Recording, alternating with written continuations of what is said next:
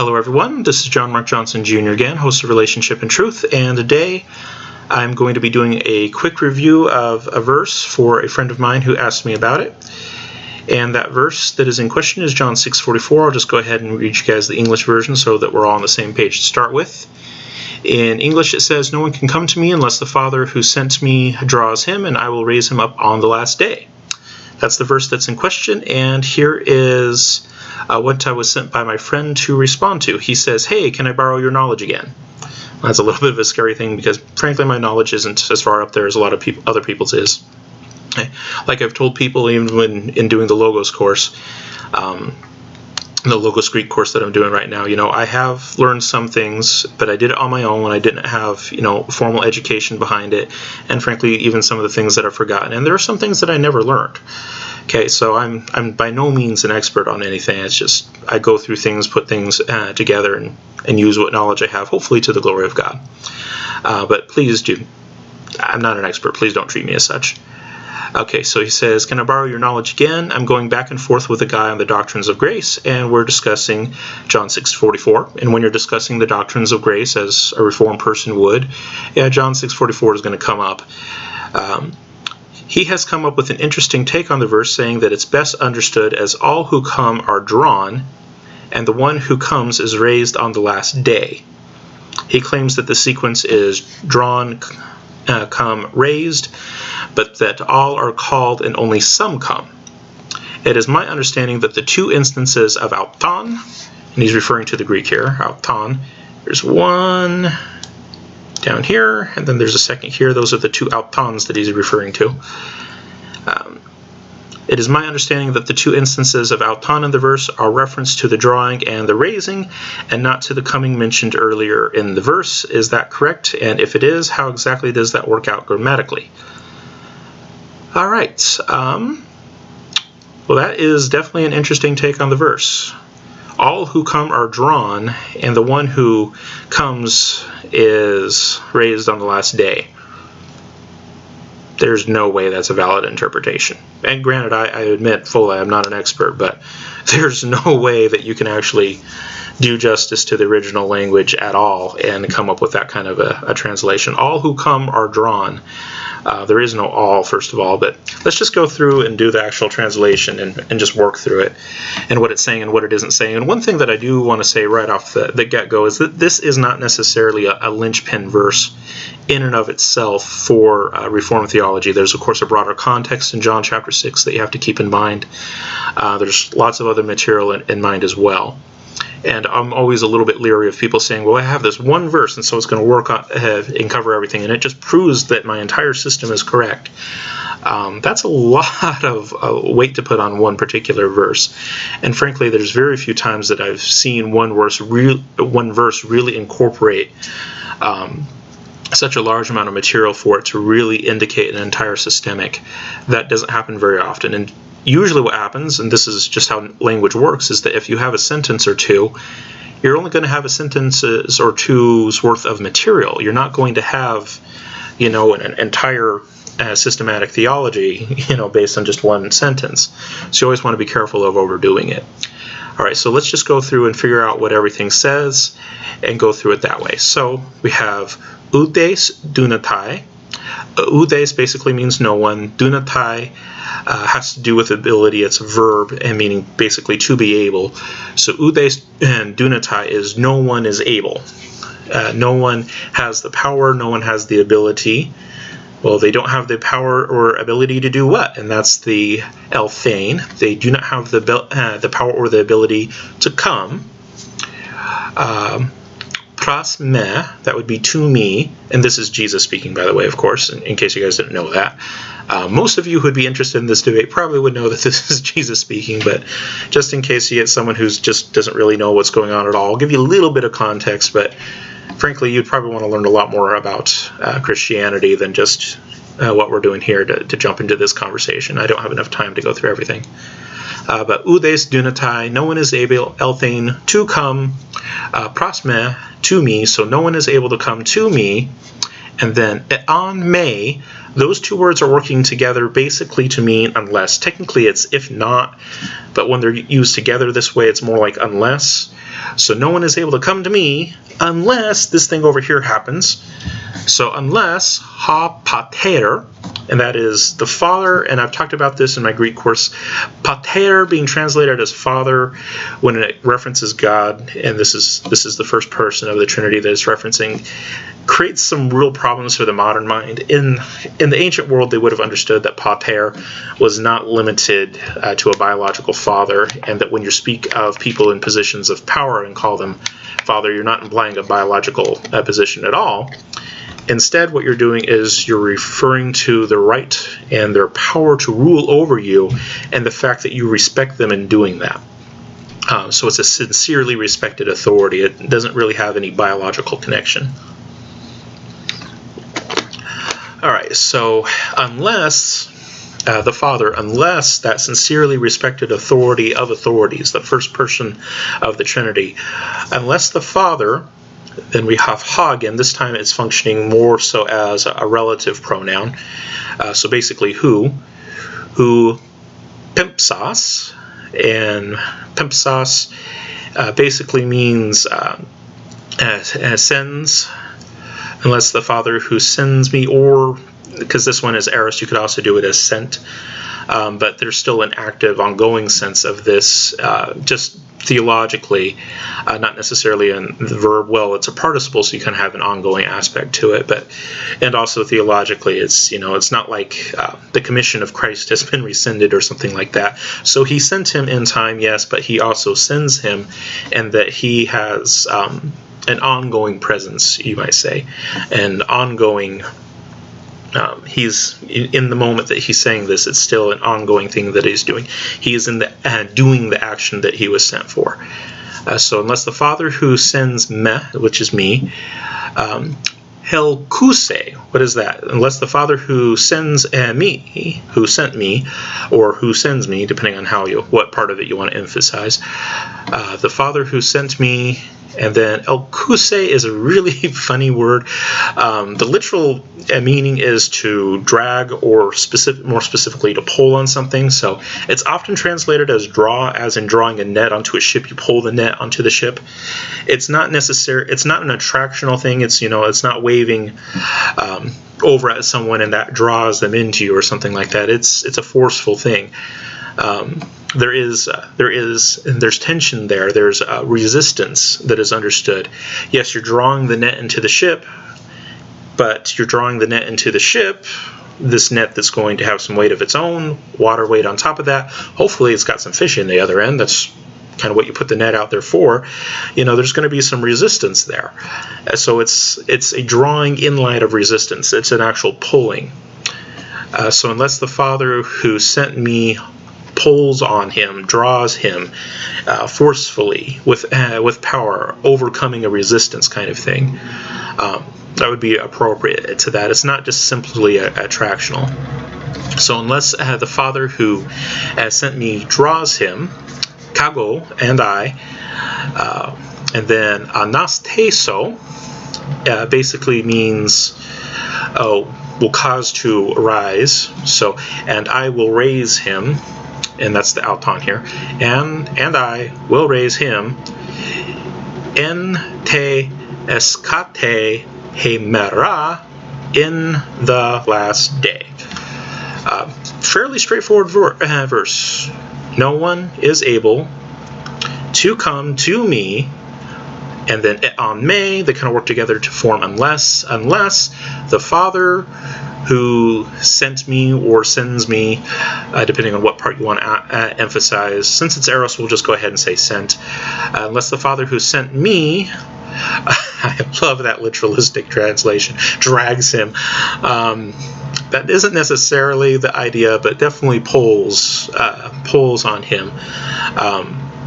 With some kind of overcoming forces, pulling him to himself, as draws him auton, and then kago anasteso auton, and I will raise him, and then en te escate hemera, in the last day. So fairly straightforward. No one is able to come to me unless the Father who sent me draws him, pulls him, and I will raise him in the last day. And as far as what are the autons connected to, which action are they connected to? Are they connected to the come all the way up here, or are they connected to their immediate verbs? In Greek, there really isn't any contest here. The autons are connected to their immediate verbs. So auton goes with this last auton here goes with being raised. And then kago would be the nominative of that. So this is the primary vertical sequence, and I will raise him. And then for the other auton, its verb that it's relative to is the elkuse, which is the being dragged, pulled, and the one who's responsible for doing that, the nominative there, is the ha pater. So it's the Father who drags him, it's the Father who pulls him, it's the Father who draws him. But as far as the coming over here, that one has already been used up here. We already have its nominative, the oudes, the no one, and then its accusative is me, being Jesus. And so that verbal sequence is already tied together. No one is able to come to me. That verbal sequence is already together. It's whole. There's no reason to attach it to anything else that's in the verse and there. Now, as far as it being the no one is able to come to me, now that no one there, once the unless is put on it, less that caveat is put on it, then that does flow into the auton. That is, the auton does refer to the no one, and in so much as both are the nominative and, well, they're not both nominative, but they are both masculine singular, which would indicate that these are referring to the same person, but that's with the qualification that you have the on may in there, the unless. So the auton and the two autons that follow do refer to the no one, provided that unless condition is met. So those who will be raised up and those who are drawn, that only happens if the Father draws and if the Son raises. So as far as the interpretation that your friend provided, all who, well, what was that? That was just a strange translation. All who come are drawn, and the one who comes is raised on the last day. There's no way that it means that in Greek. I'm sorry, you can go through it, and it just doesn't mean that. No one can come to me unless on may. Unless this happens, they're not going to come. No one is going to come of their own free will. And this I would actually have to give at least a little bit of kudos to the Southern Baptist traditionalists, because at least the Southern Baptist traditionalists understand that this one is unavoidable in the text. On may is really clear that nothing that follows here is going to happen unless God does the drawing. But as far as it being, in the form of all who come are drawn and the one who comes is raised on the last day, attaching the pronouns to the verb come, it doesn't work. Each verbal sequence is already complete in itself. Like I said, there's the nominative oudes for the dunatai and the elthein prosme. There's the accusative for that. So you have nominative, accusative, and the associated verbs. You have ha pater and the dragging and him. That's the verbal sequence there. And then kago nas so auton. You have the verbal sequence there, the nominative, accusative, all those kinds of things with the germane verbs. Each one's association is very clear. It's not both referring to the one who's coming. That's just weird. Now, does this necessarily prove Calvinism in and of itself? Does it prove Reformed theology is correct in and of itself? I wouldn't necessarily go that far, because what it does say is that, no one is able to come unless the Father draws him. But this verse in and of itself, it doesn't say, whether or not the Father draws everyone. Not in the verse. You'd have to look at other places for that. But it does say that no one can come unless the Father draws him. And like I said, that's where the Southern Baptist traditionalists get it right. At least they recognize that you have to have the Father drawing. That's explicitly what Jesus said. In order for someone to come, the Father has to draw. So their argument is that the Father draws everyone, but we can still resist, essentially. We can resist that drawing. And that is the problem that I would have with interpreting the rest of the verse. Well, it doesn't say in this verse that the Father only draws some people. Not necessarily in this verse. One thing that is clear in this verse is what follows that drawing. Kago nas theso auton, and I will raise him up. There is no disjunction there between those that are drawn by the Father and those that are raised up by the Son. And that's what clinches it. Does this verse explicitly say that the Father draws everyone? No, it doesn't. But it does say that everyone that the Father draws is going to be raised up by the Son. Not just those who respond to the drawing. It's, I'm going to draw them, and the Son will raise them up. Now, what's the synergist, which is basically someone who's not on the Reform side of things, what does the synergist do with that? You know, having their arguments, usually for having a free will and all those kinds of things. This verse pretty well puts the kibosh on that. Like I said, it doesn't really address the issue of the extent of the number of people that the Father draws. It doesn't deal with that. But it does say that everyone that the Father draws is raised up. That is a perfectly valid translation of that. There is no disjunction there. There's no qualification there. As far as the unit, and like I said, the verbal units are all complete on it. It's not like you're missing anything, trying to refer back. Anything like that. It's all complete in itself, and it's very clear that everyone that is drawn by the Father is raised by the Son, which leaves you basically with only two options. Either you wind up on the Reform side of things, where the Father only draws so many people, based on purely on His grace, nothing that's in them, nothing that's good in them or bad in them, for that matter, but purely as an act of grace so that there can be no boasting. Or you wind up with the category of universalism. The Father draws everyone and raises everyone. And this verse, like I said, in and of itself, it doesn't deal with the extent of who all is called or not called. You'd have to look at other passages for that. There are other passages that deal with the extent of the drawing. But this one does, like I said, make it clear that everyone who is drawn is raised. That much is clear, and like I said, the verbal sequences are all complete. The autons very clearly refer to being drawn and to being raised up. It is not to the coming. That verbal sequence is already complete. And you also have the on may to get over before getting to those ones. There's a qualification there. The autons do refer to the oudes, but only so much as the condition is met. On may, the unless. As long as that unless applies, then the connection follows.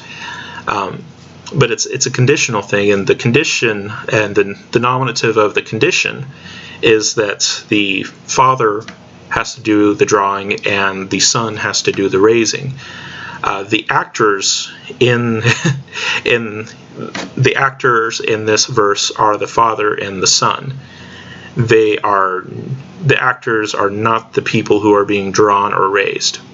They are not the actors. They're not the ones who are responsible for the action. Those are accused of. It's the Father and the Son that are nominative. It's the Father and the Son who are responsible for the actions. Okay, this is something that God does, and regarding the drawing, everyone who is drawn is raised up. Now, does that in and of itself settle the question of universalism versus classical Reform theology? Not in and of itself. You'd have to look to other verses for that.